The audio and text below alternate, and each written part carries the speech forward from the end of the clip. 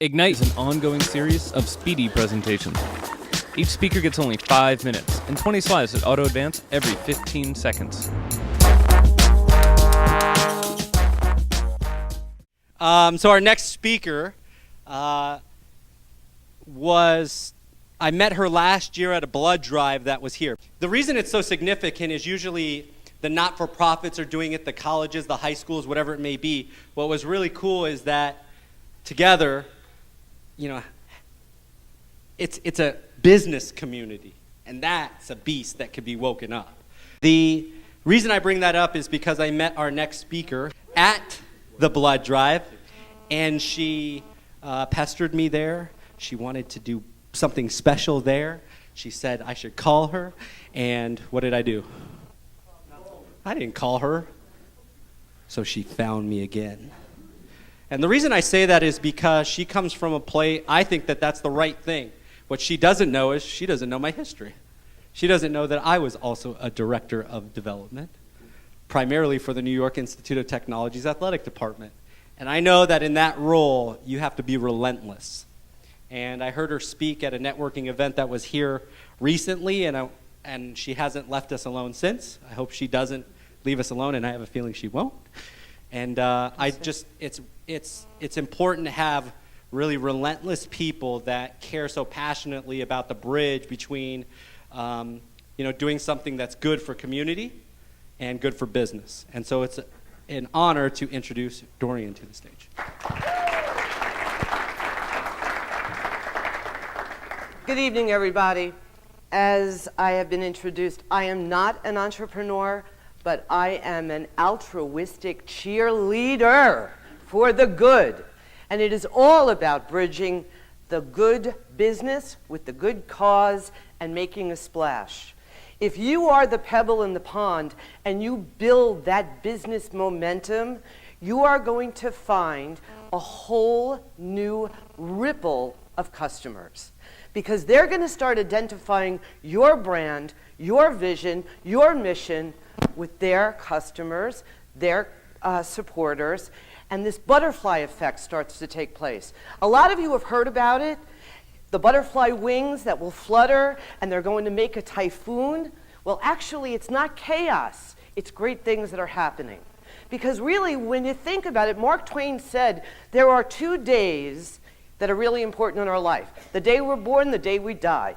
And in between that is that dash. And what you're going to do with that dash, it's all about what you're going to do that makes it matter. Now, I get it. Life is crazy. It's like balancing an elephant on your shoulders. You got to make deadlines, and you have to meet the right people, and you got to make the right connections. But what if something prompted you and pushed you into an opportunity, into an experience for your business that's a little unique? Find something that you believe in. See yourself the way other people see you, and take that model in doing something good in the community. If you are able to bridge that opportunity between what you believe in, what your business is about, what your employees are about, and find a cause that makes a difference, it's balance. And that's what we're all craving nowadays. It's balance. It's not how much more money we make, how much more stuff we acquire. It's about having purpose and meaning. So get calm. Find a way.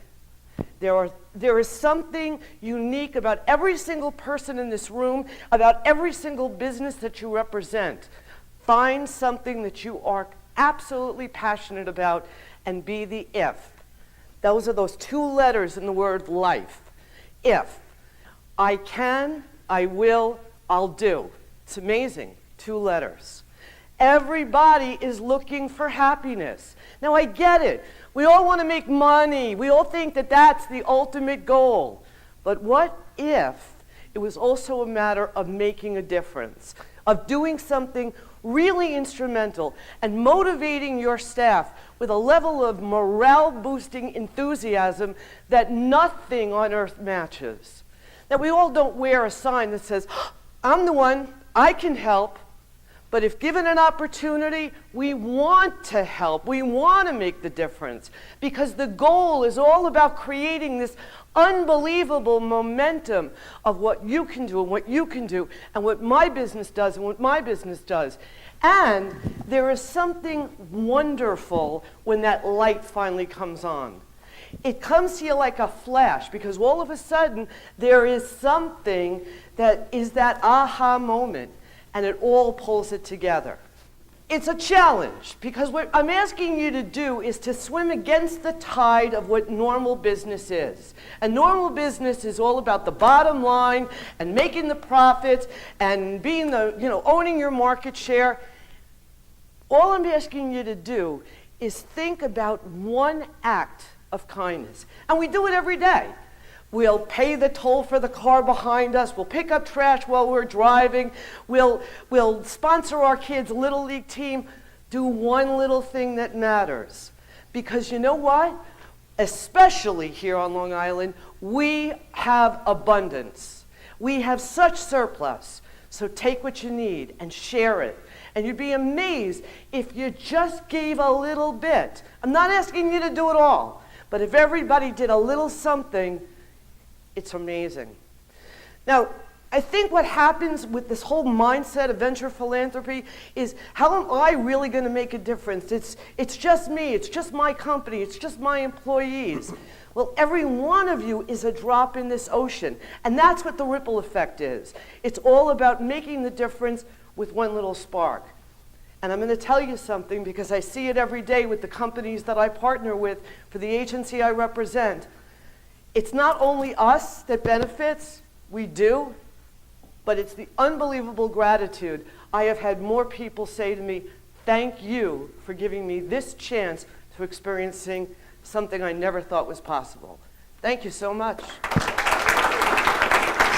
Stay there.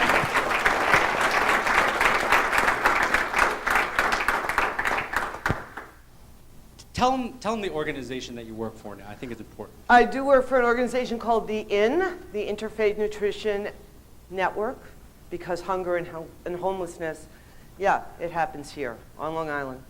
And my first interaction with the Inn was they have a church in Glen Cove. That's part of it. And when I was at the New York Institute of Technology, I created we called it Bears Care, and every team had to do community service. And we used to take the men's basketball team to go work at the soup kitchen for one morning. I'll never forget 2 athletes walking back to the van after it was all said and done. And because I could resonate with what you said, is just try it, right? We were asking student athletes to just try community service for the first time for most of them. And they walked out, and these are tall, big-time basketball players, didn't want to wake up early to go, didn't even know what it was like, and they walked out and said, I'll do that again. I would do that again. So what do you think, what would be the one thing that you would say, like, what's the easiest step to get involved in community and help bridge this gap between business and not-for-profit? What would be the step for you? Well, I think the real key thing is really know your business.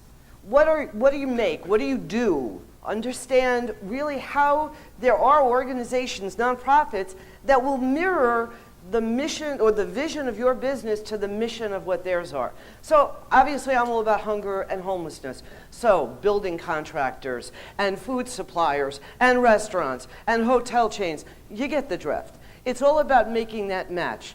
And I didn't invent this. Social philanthropy, venture philanthropy, social entrepreneurship, it's all the hot big buzzwords now. There's got to be a reason for it. And the reason is because it works.